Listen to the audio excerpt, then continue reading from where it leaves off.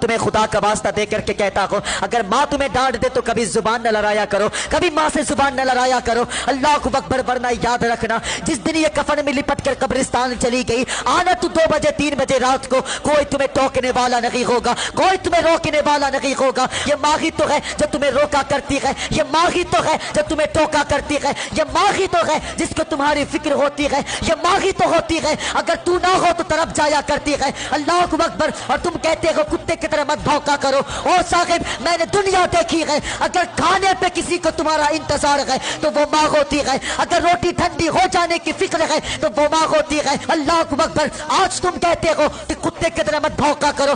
یاد رکھنا میرے بھائی، جس دن یہ کفن میں لپٹ کر قبرستان چلی گئی، آنا تو 2 بجے 3 بجے رات کو، آنا تو 2 بجے 3 بجے رات کو، تیری بیوی تو کمبل میں ہوگی، تیری اولاد تو بستر میں ہوگی، تو روٹی مانگے گا، کہہ دیا جائے گا جاؤ کچن سے لے کر کے کھا لو جی، اٹھنے کا ٹائم نہیں ہے، صبح سے شام تک تھک گئے ہیں۔ لیکن یہ تو ماں ہوتی ہے، اگر تو 3 بجے رات کو آیا ہے تو ماں کہتی ہے بیٹا اب تک کہاں تھا، تیرے انتظار میں روٹی میں نے بھی نہیں کھایا ہے۔ اللہ کو اکبر، اور تو کہتا ہے بھوکو مت، تجھے زیادہ فکر ہوتی ہے۔ اور یاد رکھنا ان کی قدر کر لیا کرو، اگر یہ چلے گئے تو پھر دسترخوان پہ کسی کو تمہارا انتظار نہیں ہوگا، کسی کو تمہاری فکر نہیں ہوگی۔ آؤ گے تم 2 بجے 3 بجے رات کو، تمہیں بستر تو نظر آئے گا لیکن سونے والی ماں نہیں ہوگی، کونے میں لاٹھی پڑی ہوگی لیکن پکڑنے والا باپ نہیں ہوگا، تمہیں ٹوٹا چشمہ تو دکھے گا لیکن لگانے والی ماں نہیں ہوگی۔ پھر اٹھانا اپنی ساری دولت اور چلے جانا کسی امیر کے چوکھٹ پہ اور جا کر کے کہنا کہ مجھے وہ آواز لوٹا دو